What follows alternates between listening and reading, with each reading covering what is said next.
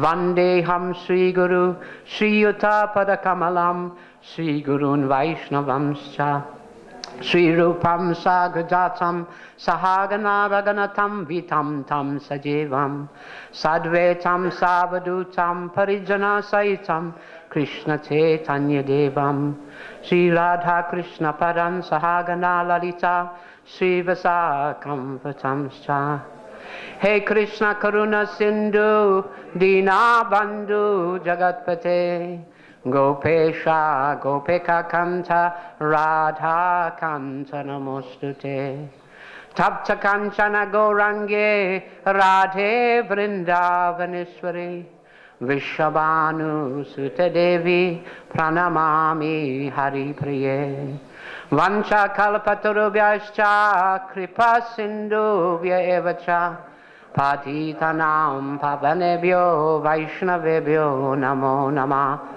Namo Mahavadanyaya Krishna Prema Padayate Krishnaya Krishna Chaitanya Namne Gaurate Namah Jai Shri Krishna Chaitanya Prabhu Nityananda Sri Advaita Gadadha Sri Vasadi Gaura Bhakta Vrinda Hare Krishna Krishna Krishna Hare Hare Hare Rama Rama Rama Hare Hare Hare Krishna Krishna Krishna Hare Hare Hare Rama Rama Rama Hare Hare Hare Krishna Krishna Krishna Hare Hare Hare Rama Rama Rama Hare Hare. So we're reading from Srimad Bhagavad Gita, chapter 8, Attaining the Supreme, and the text is number 9.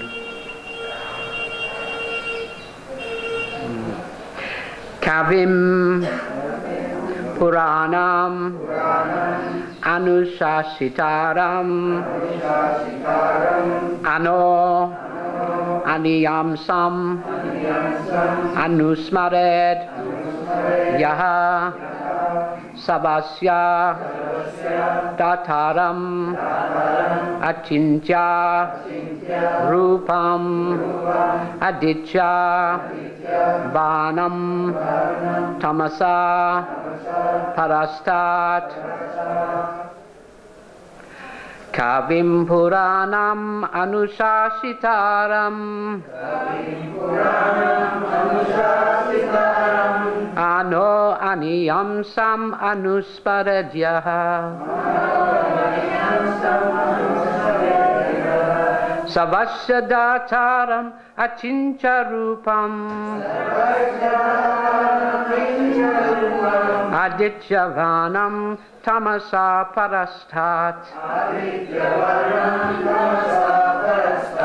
Kavim Puranam Anusasitaram Ano Aniyamsam Anusmaradya Savasya Dataram Achincha Rupam Aditya Vanam Tamasa Parastat Kavim Puranam Anushasitaram Ano Aniyamsam Anusmaradya Savasya Dataram Achincha Rupam Aditya Vanam Tamasa Parastat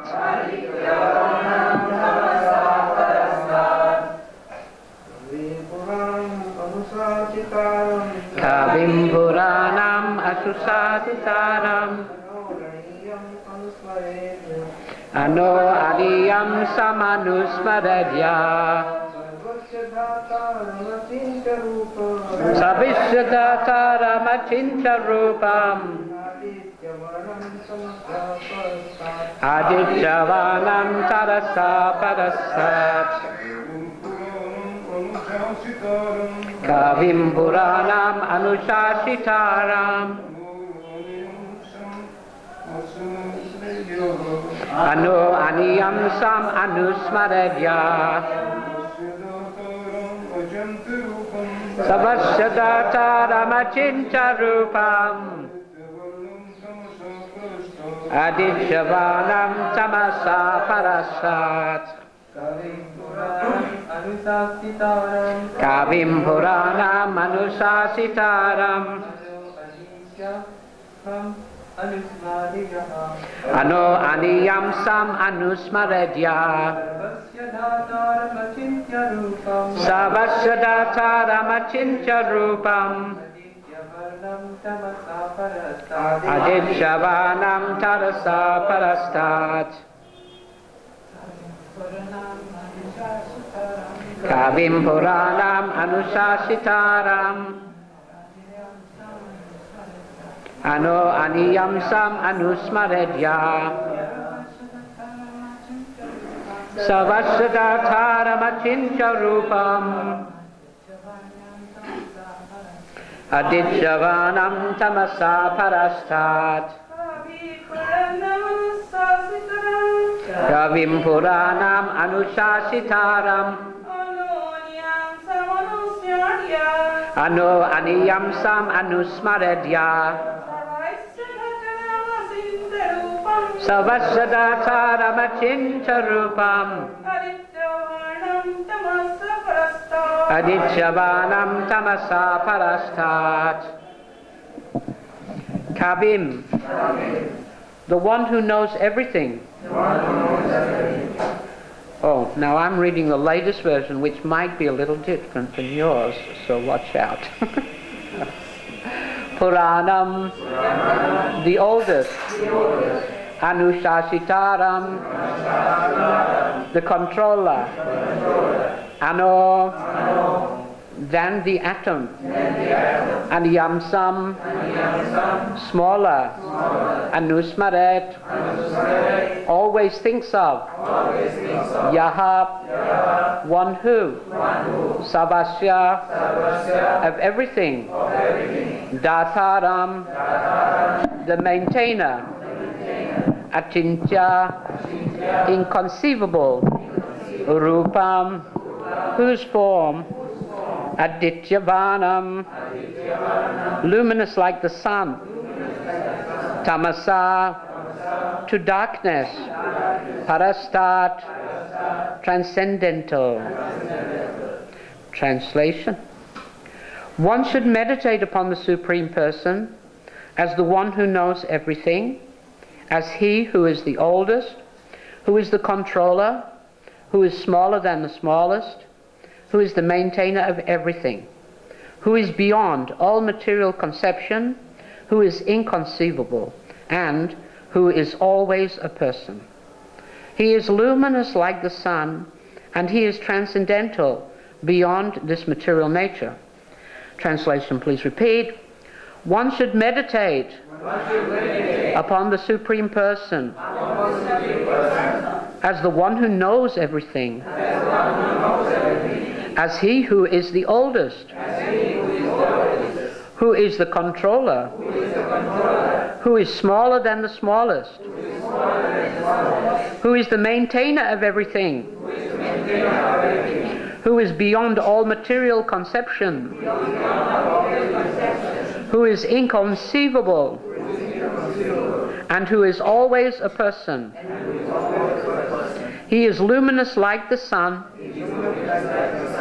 and he is transcendental beyond this material nature. Purport by His Divine Grace A.C. Bhaktivedanta Swami Srila Prabhupada. The process of thinking of the Supreme is mentioned in this verse. The foremost point is that he is not impersonal or void. One cannot meditate on something impersonal or void. That is very difficult. The process of thinking of Krishna, however, is very easy and is factually stated herein. First of all, the Lord is Purusha, a person. We think of the person, Rama, and the person, Krishna. And whether one thinks of Rama or of Krishna, what he is like is described in this verse of Bhagavad Gita. The Lord is Kavi, that he knows past, present, and future, and therefore knows everything. He is the oldest personality because he is the origin of everything. Everything is born out of him. He is also the supreme controller of the universe, and he is the maintainer and instructor of humanity. He is smaller than the smallest. The living entity is 1/10,000th part the tip of a hair, but the Lord is so inconceivably small that he enters into the heart of this particle. Therefore he is called smaller than the smallest. As the Supreme, he can enter into the atom and into the heart of the smallest and control him as the Supersoul. Although so small, he is still all-pervading and is maintaining everything. By him, all these planetary systems are sustained. We often wonder how these big planets are floating in the air. It is stated here that the Supreme Lord, by his inconceivable energy, is sustaining all these big planets and systems of galaxies. The word achintya, inconceivable, is very significant in this connection. God's energy is beyond our conception, beyond our thinking jurisdiction, and is therefore called inconceivable, achintya. Who can argue this point? He pervades the material world and yet is beyond it. We cannot comprehend even this material world, which is insignificant compared to the spiritual world. So how can we comprehend what is beyond? Achintya means that which is beyond the material world, that which our argument, logic, and philosophical speculation cannot touch, that which is inconceivable. Therefore, intelligent persons, avoiding useless argument and speculation, should accept what is stated in scriptures like the Vedas, Bhagavad Gita, and Srimad Bhagavatam, and follow the principles they set down. This will lead one to understanding.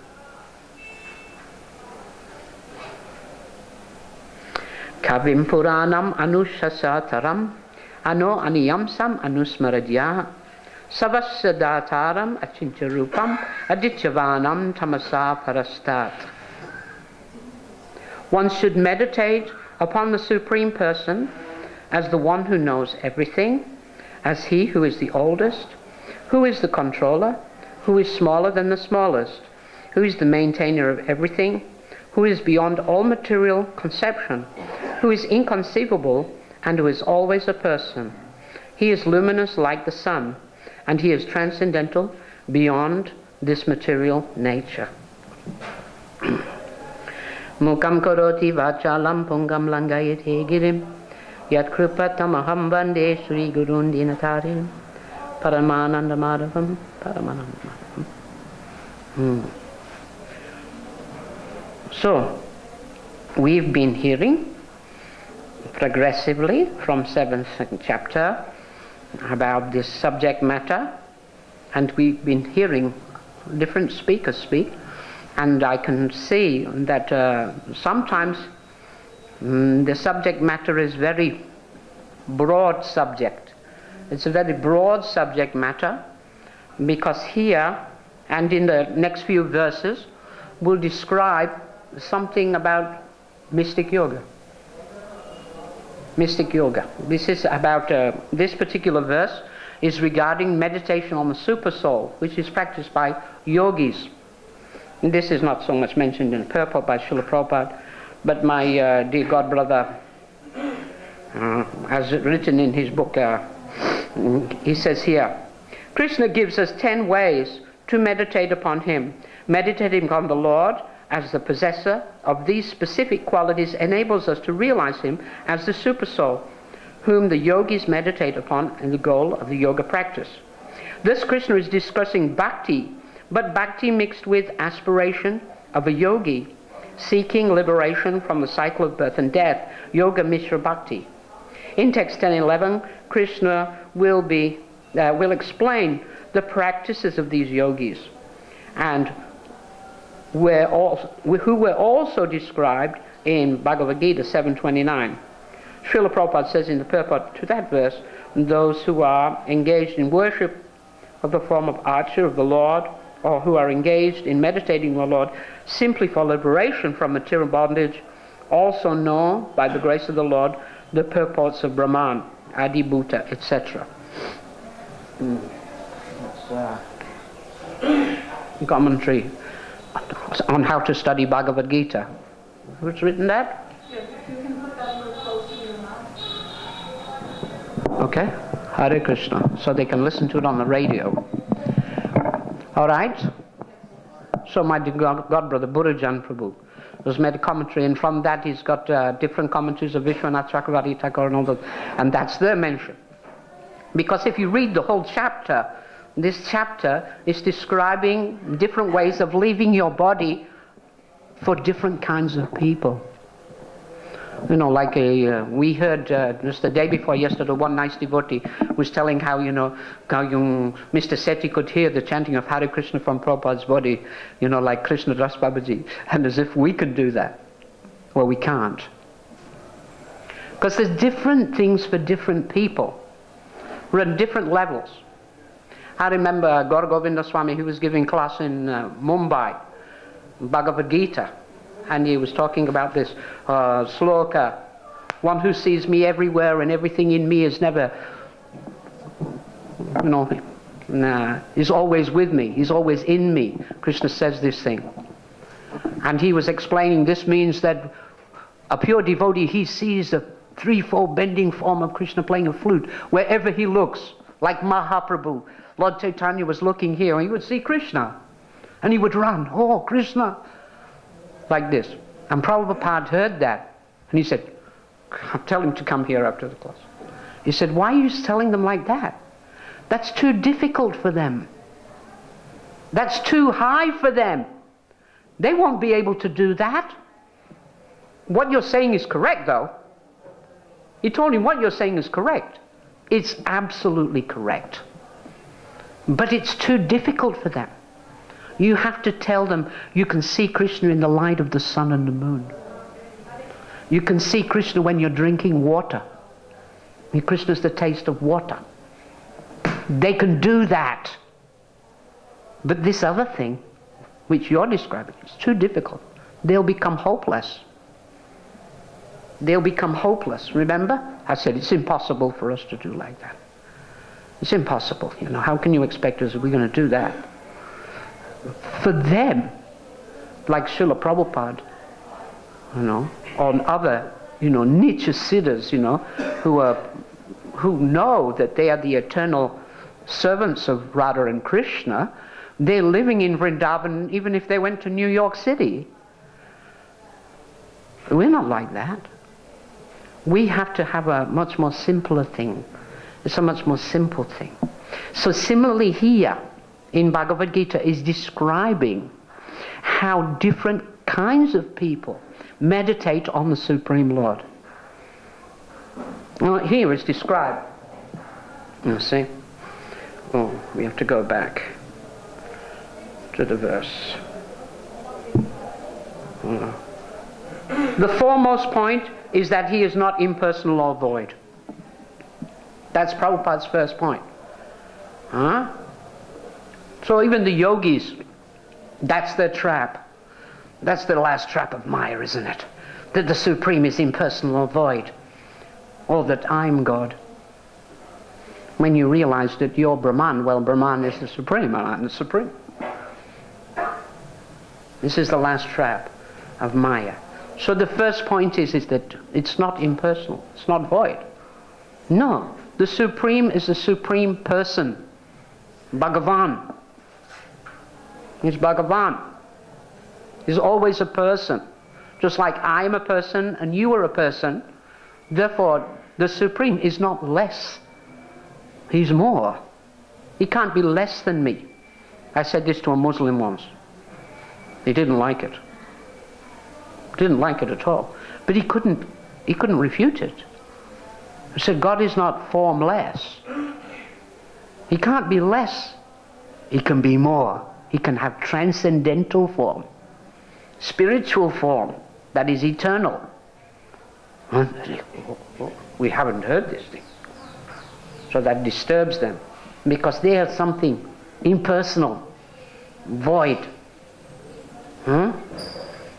Therefore, they would interpret things like this. You know that God is luminous like the sun. That means you can't look at him. Can you look at the sun? No, it's just a big bright white light, you know. Whoa, whoa. So they would think like that. And the Christians also. Mostly. Some, little bit. Oh, he's the Father, he must be a person. Like this. But mostly, oh, nobody's seen him and lived. You know, because it would be just too much. And he's inconceivable. Many people say this word inconceivable also. It's inconceivable. It's beyond our words. It's beyond our thinking. Therefore, nobody knows. And Krishna says in Bhagavad Gita also, I know everything. I know all living beings. But me?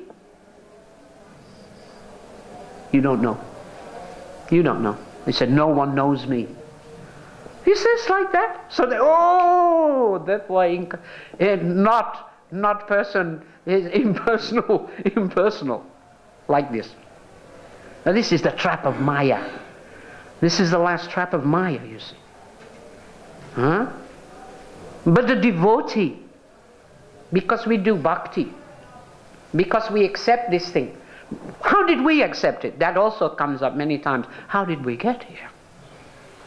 By association of devotees. Because we came in contact with Krishna's devotees. And they gave us that faith that Krishna is the Supreme Personality of the Godhead. He's given us some faith. And therefore, with that particle of faith, we begin the process of bowing down to that person and thinking of Supreme Person and chanting the name of Supreme Person. Hare Krishna, Krishna Krishna, Hare Hare, Hare Rama, Rama Rama, Hare Hare. And we come and we take the prasad, Charnamrit, yeah. In this way, we begin to worship that Supreme Person. And Krishna says, even though I can't be known, he said, but if you become my devotee, he cannot be known by your intelligence. He cannot be known by your study of so many books, academic studies. He cannot be known by performance of so many tapasyas, austerities, or many sacrifices. Nothing material. But he reveals himself. He reveals himself when he's pleased with you. When he wants to reveal himself to you, he reveals himself to you. To you. And it's to you. And it doesn't matter. You might be able to speak every word of this book. And you go to your parents and you say, Mom, listen to this. And she'll go, what? Are you mad? Have you gone mad? You've been with those fanatical Hare Krishna people, haven't you? But I know it. I know it's true. You've been taken in. You've been brainwashed. They'll think like that. Therefore it said, don't tell them. It's confidential. Therefore Krishna says it's confidential, more confidential, most confidential. He's giving here. He's giving more confidential and most confidential knowledge. Confidential means that it's revealed to you from within your heart. Te samsatata yuktanam bhajatam priti purvakam dudami buddhi yogam tam yena mama priyanti te. To those who are constantly devoted, who worship Krishna with love. Love, you know, oh Krishna, you know, I like you. You're a good-looking guy. I like you. Wow, beautiful. Radha Shyama Sundar. Krishna Balaram. Woo-hoo. So beautiful. Everybody's, get out of my way. Get out of my way. I want to see them. Why is there such a big push? Because they all want to see. Because they like. They like. And don't worry, pushing is okay. That's their devotion. They're very anxious to see. Like this.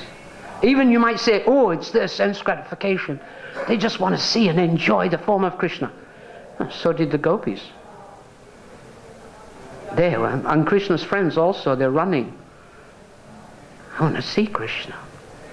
I can't tolerate not seeing Krishna. I must see him. I must see Radharani.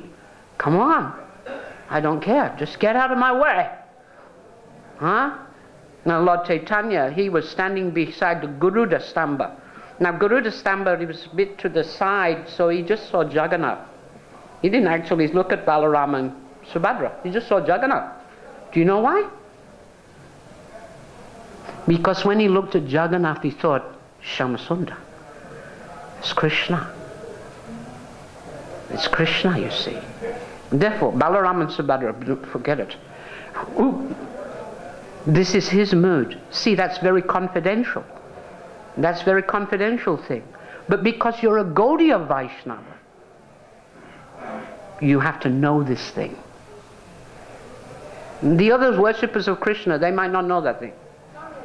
But they're not Gaudiyas, they're Karshnas.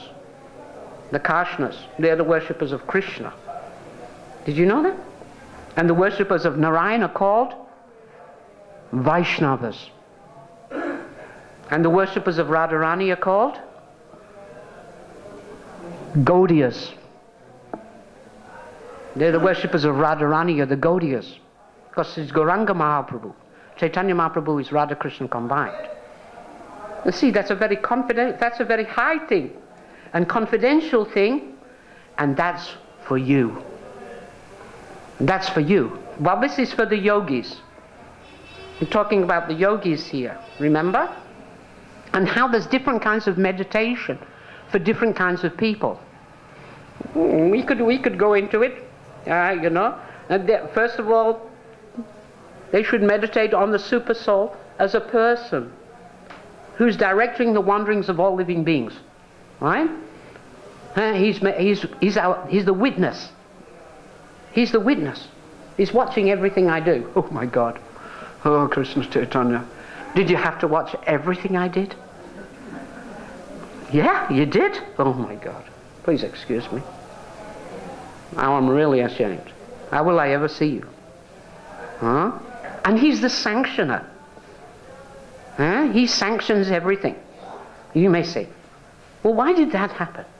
Why did that happen? Like Bhishma. Oh, why did these things happen to the Pandavas? They're so good. So many troubles went to them.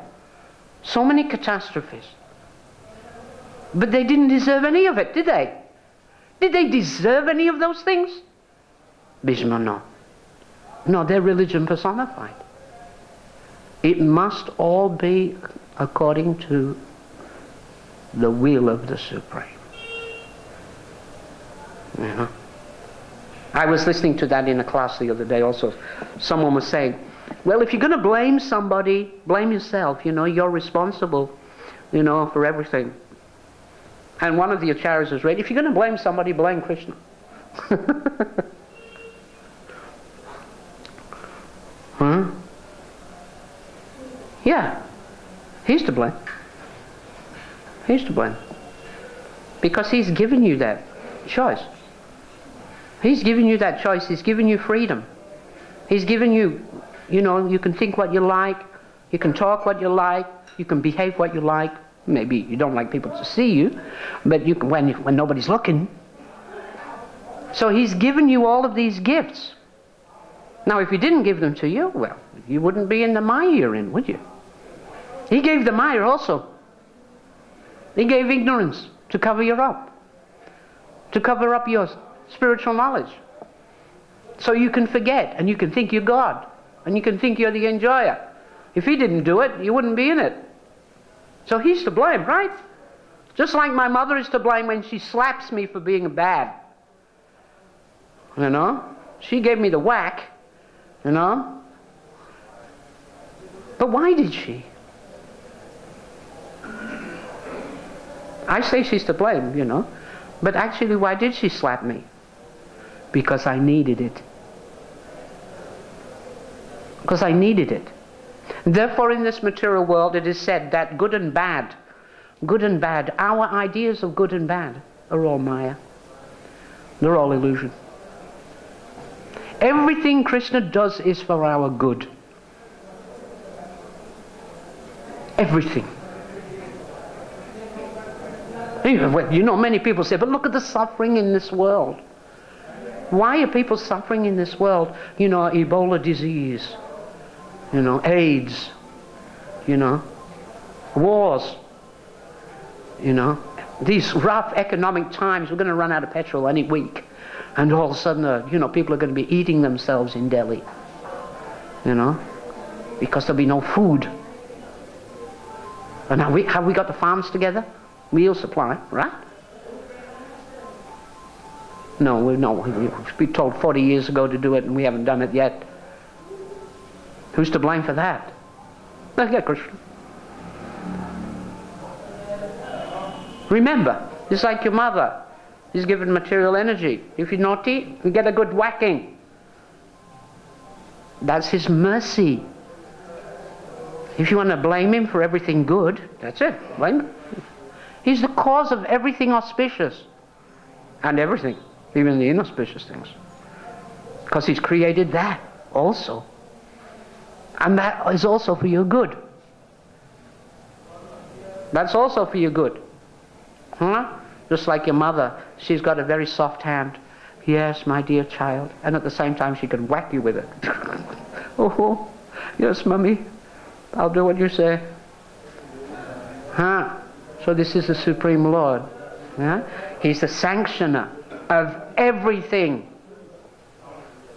Everything. Not just the good stuff. Everything. You have to see it this way. He's completely transcendental. He's the Supreme Lord of all planets and demigods. Everything is resting on him. He's the sustainer of everything. Everything is being sustained by him. That is the first thing to understand. You know, how God is great. How God is great. This is necessary. Therefore, Srila Prabhupada would say, we can't go directly to Rasa Leela, you know, and tell you about Madhurya Rasa. I can't tell you about that thing. That's too confidential. But that is a form of meditation for some people. But for most of us, we first have to understand how God is great. How He's the Supreme. The example I heard when I first joined ISKCON, you probably all heard it, was that if someone comes into this room and I say to you, oh, this person that's coming into this room is a multi-millionaire, you'll immediately go, which one? Which one is it? And so, what if I told you that he actually owns his own country? He's got his own country as well. And his royal family, you know, like the Shah of Persia or something. Oh my God, is somebody looking after him? You've got to put out a carpet for his feet to walk on, and, you know, somebody got a garland for him. And he has, you know, like 4 degrees, you know. He's a PhD in 4 subjects, and he's so learned. Really? Wow. And he's really handsome. Really? Yeah, and he's looking for a wife. It might be me. Like this. So in this way, we look at somebody, and because if we know about their greatness, then we have a different way of looking at them.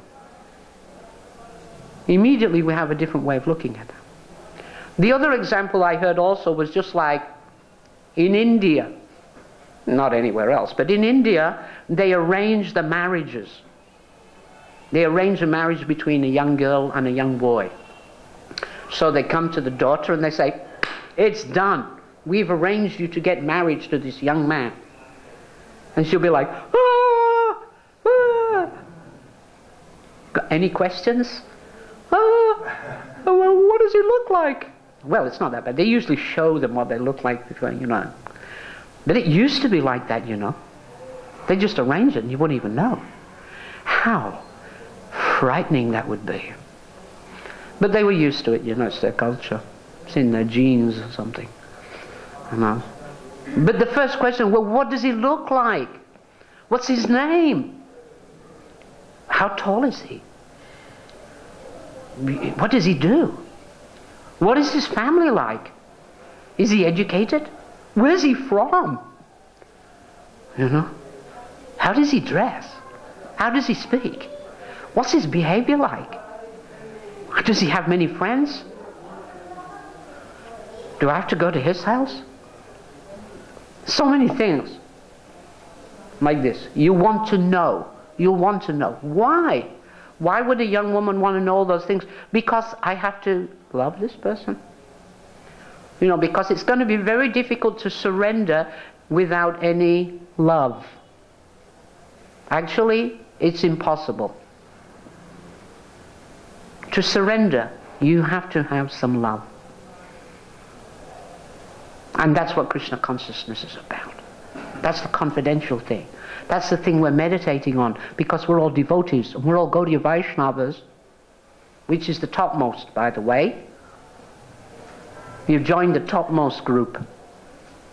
And the object of meditation is to get the most desirable love of God, which will give Krishna the greatest pleasure and happiness.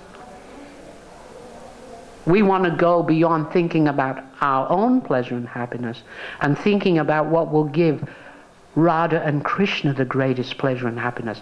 What will give our spiritual master the greatest pleasure and happiness. And we're praying to Krishna for that. That's what we want. This is our meditation. And we know what it is. But I'm not telling you. You have to work it out. I'm going to make it easy for you.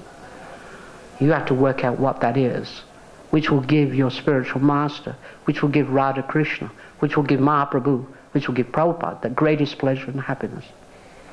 That you have to work out. And you have to give it to them. And that's our meditation. I'm getting a bit off the track, aren't I?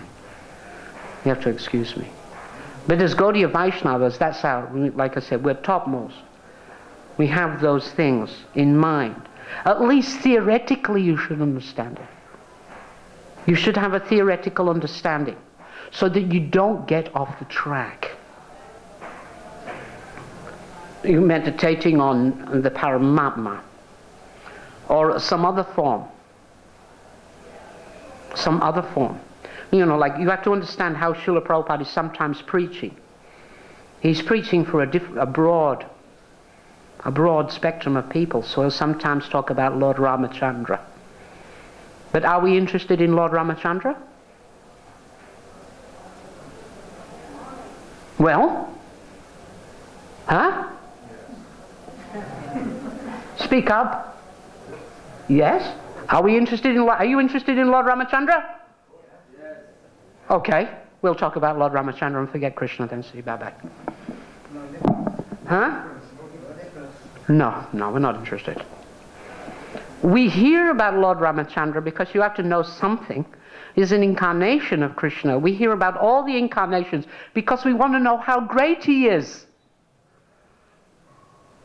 That's how great he is. You understand? But what's his name? Ramachandra is one of his incarnations. Lord Nrsingadev is one of his incarnations.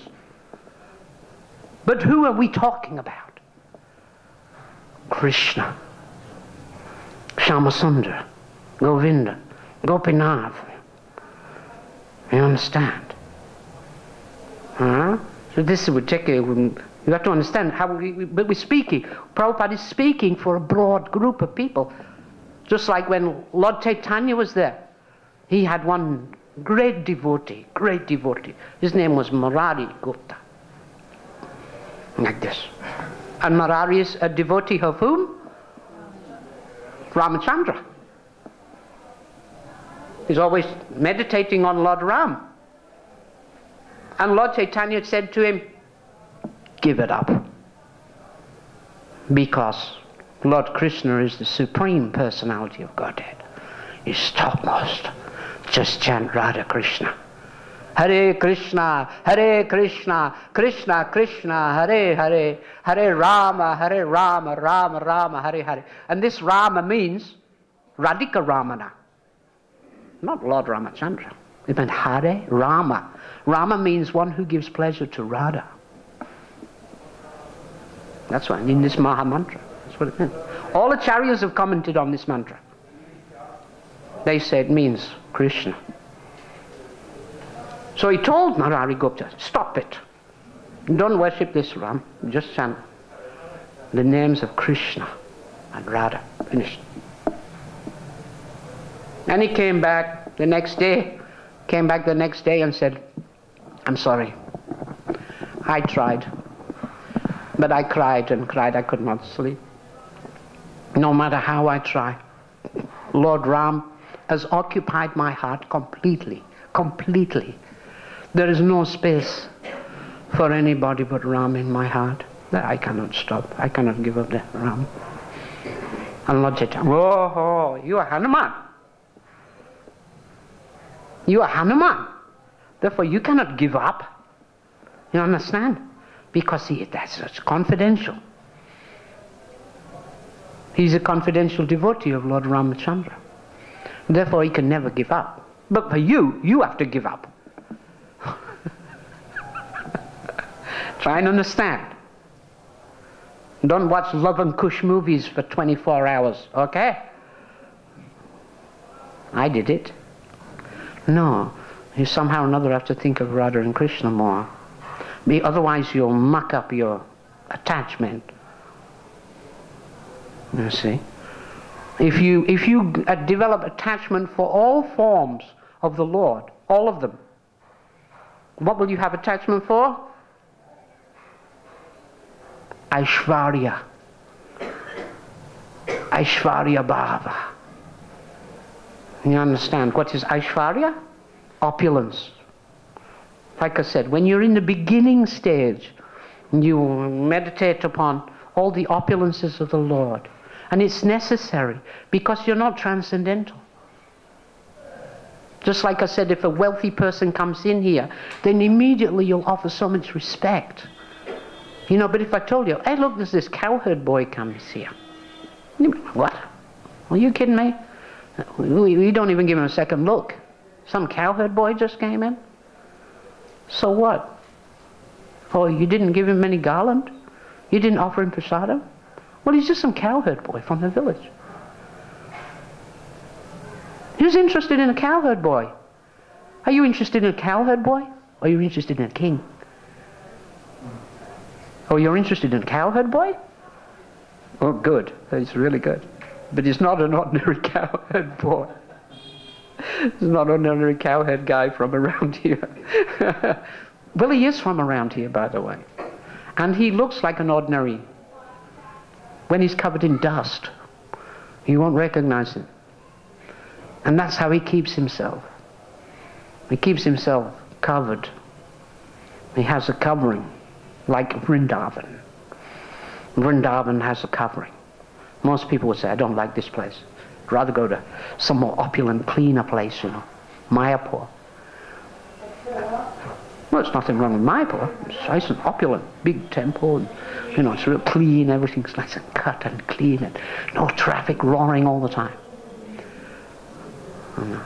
But somehow or another, people develop attachment to this place, despite all the traffic and the dust and everything. Still, I wouldn't go anywhere but this place.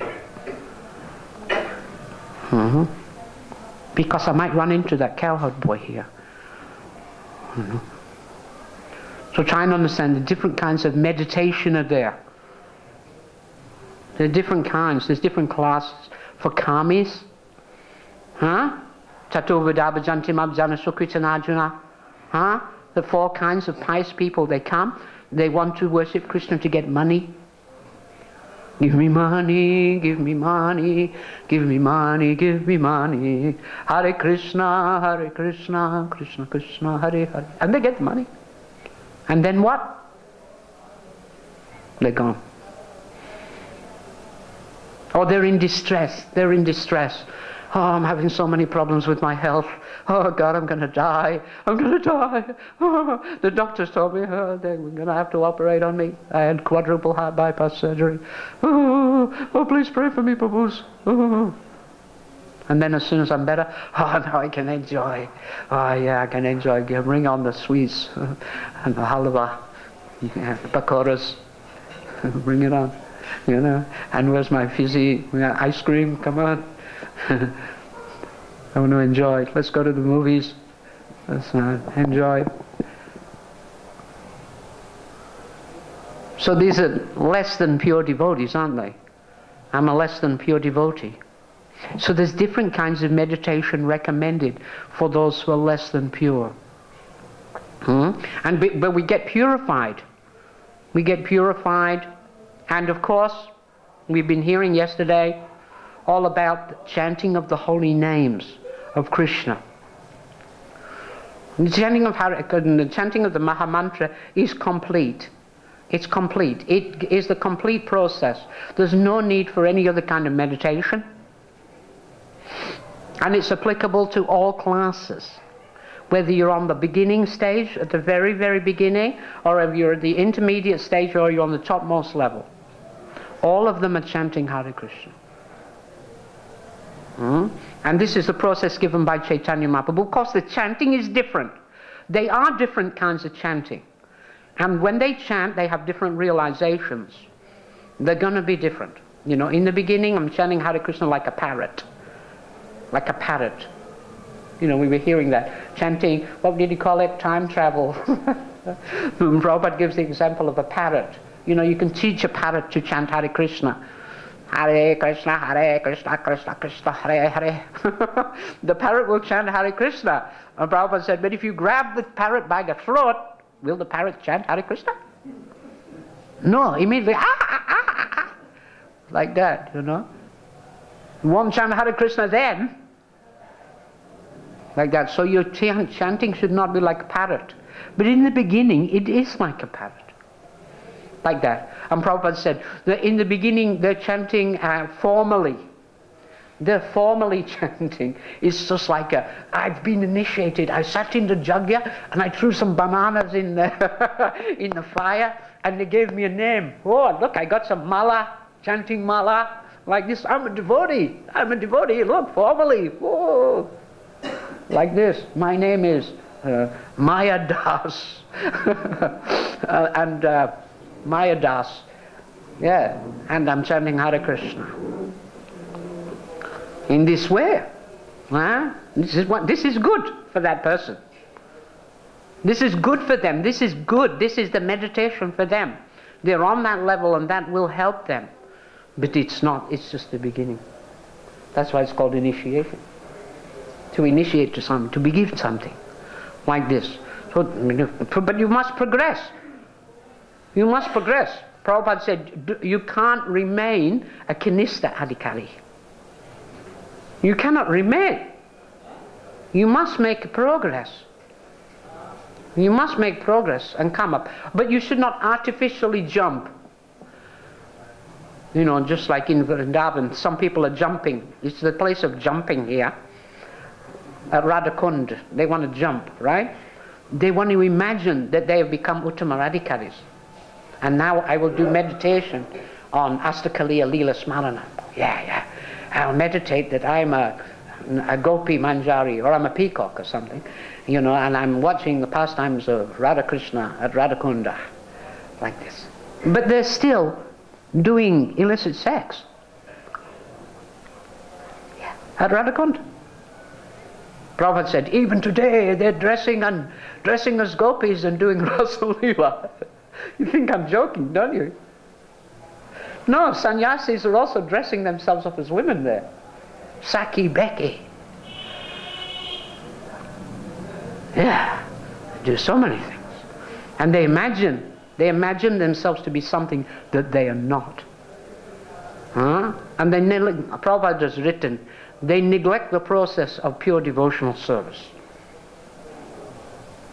They neglect it, which means service to the Guru and Vaishnavas, and following the teaching of Lord Chaitanya. What's the main teaching of Lord Chaitanya? Everybody know?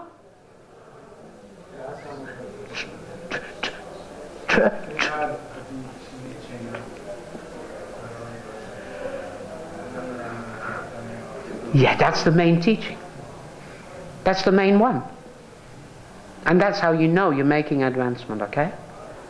If you've got that quality, that you feel yourself lower than the straw in the street, when you are offering all respects to everyone, and you're not expecting any respect at all for yourself, then you can chant Hare Krishna. Then you can chant Hare Krishna. Otherwise you can't chant. Your chanting is like the chanting of a parrot. It will just be parrot. In other words, it's just a show. That's what Prabhupada said. It's a show. You're making a show. Formally. I'm dressed in this way. I'm chanting in this way. But on the inside, I'm time traveling. Vayasiki said it's a time. He's not a time traveler, but he uses the example like that. When I was in the 80s, he said, I'm a time traveler. I thought that was a very nice example. In other words, just a nice way of saying I was in Maya. Maya Das. So you understand. So that the simple understanding here. Very simple. I'm just making it simple. But there's different ways. And if you read this chapter from the beginning up till the end, you'll see it's broken up into different things, of different categories of people, and how they're meditating on in different ways. So Krishna's speaking a very broad thing. But he does drop in the highly confidential stuff as well. That those who meditate on me alone, as Krishna. And Prabhupada is also whacking so many things like me, like you said, you know, and also he's Krishna, it's Krishna, the Supreme Personality of God, it's Krishna, he's chanting Hare Krishna, and this. So it's mixed in there, you see. Because otherwise they won't be attracted. So there has to be something there for those jnanis, something for the karmis, something for the yogis. Krishna's giving. It's some concessions. Okay, you can still get in the party, you know, by meditating on the Supreme. Now, but if you want to get into the back room, you know, you're going to have to meditate on the confidential Supreme. I understand. And it's by invitation. Well, in this way, I'm just giving this fairly simple explanation, which is probably suitable for you. I hope I didn't confuse you. So I'll just read the translation again, if I can find it.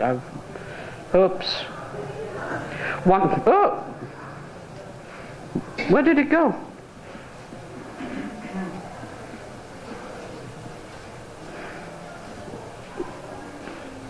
One should meditate upon the Supreme Person as the one who knows everything, as he who is the oldest.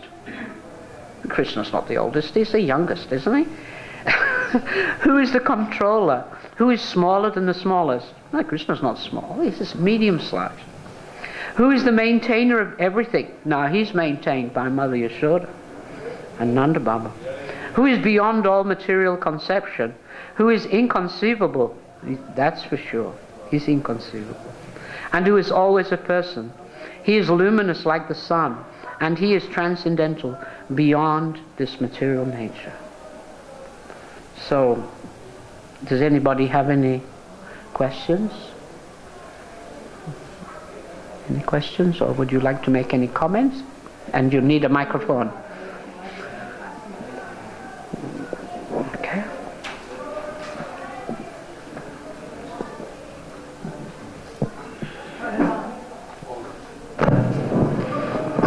Thank you, Prabhuji, for